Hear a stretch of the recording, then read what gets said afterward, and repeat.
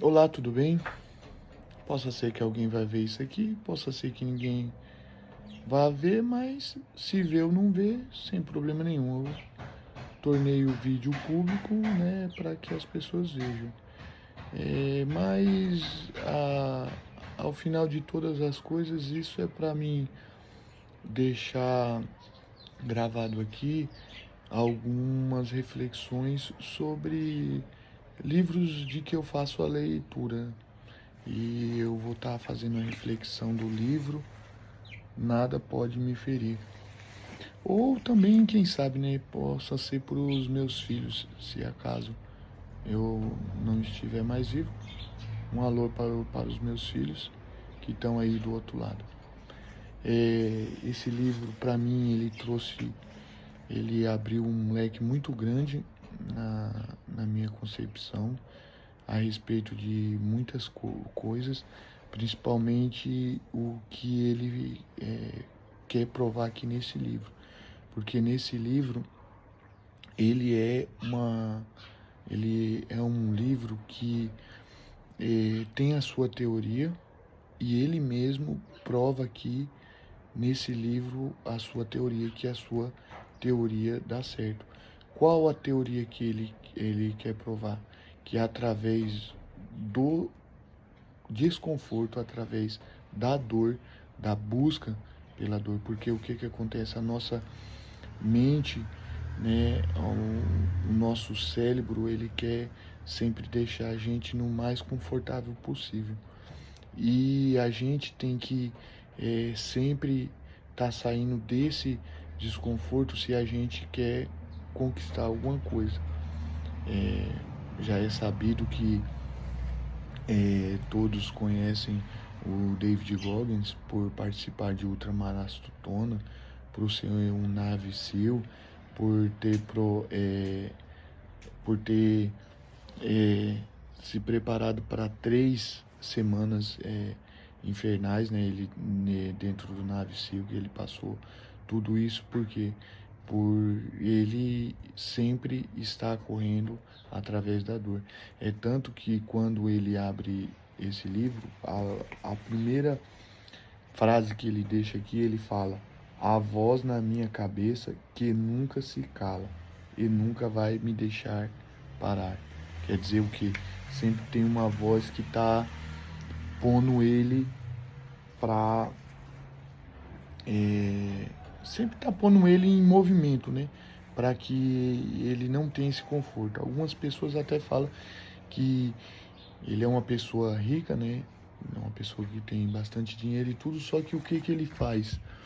Ele não tem nem carro para não participar desse conforto, para não deixar nunca a vida dele confortável. E eu acho muito interessante. E na introdução desse livro, ele vai falar, vai trazer algumas coisas interessantes que eu quero comentar aqui.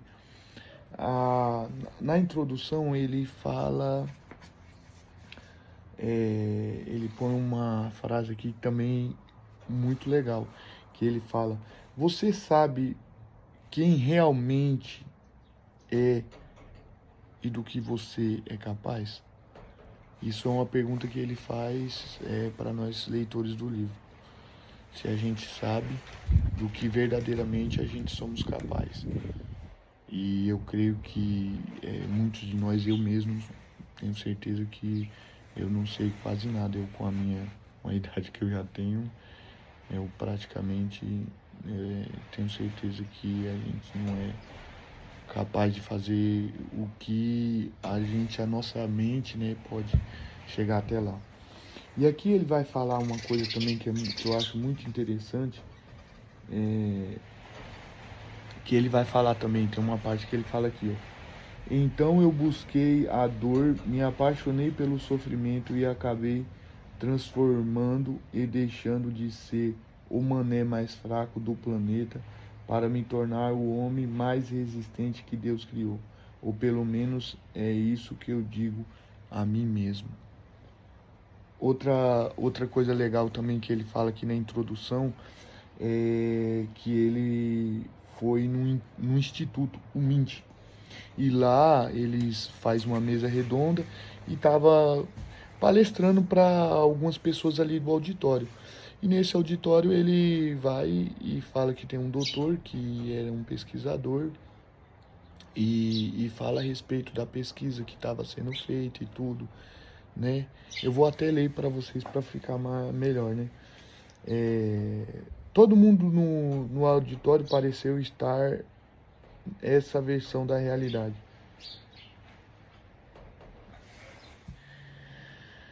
Em determinado momento da conversa, um renomado professor do MIT disse que todos nós temos limitações genéticas, um teto, que simplesmente não conseguimos fazer certas coisas por maior que seja a nossa resistência mental.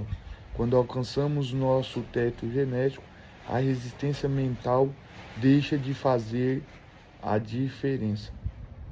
Para mim, ele fala já, né? Aí ele falando.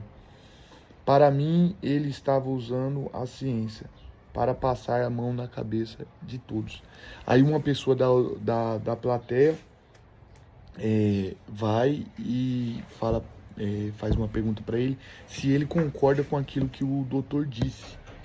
Aí ele vai e fala: viver isso na pele, em vez de estudar o tema, tem algumas vantagens. Falei virando-me para o professor. O que o senhor disse se aplica à maioria das pessoas, mas não a 100% delas. Sempre haverá 1% disposto a fazer o trabalho necessário para superar todas as expectativas. Aí ele vai e puxa uma frase de Heráclito, né? Que ele fala assim, numa batalha, né? De cada 100 homens, 10 não deveriam sequer estar ali. 80 não passa de alvos. E 9 são verdadeiros combatentes. E nós temos sorte de tê-los, pois são eles que decidem a batalha. Mas há esse, o guerreiro. Aí ele fala a respeito desse 1%, que é o guerreiro, e como que pode se transformar, como que a gente pode se portar, ser um guerreiro de verdade. Não viver nessa vida de conforto, que às vezes a gente sempre quer estar vivendo.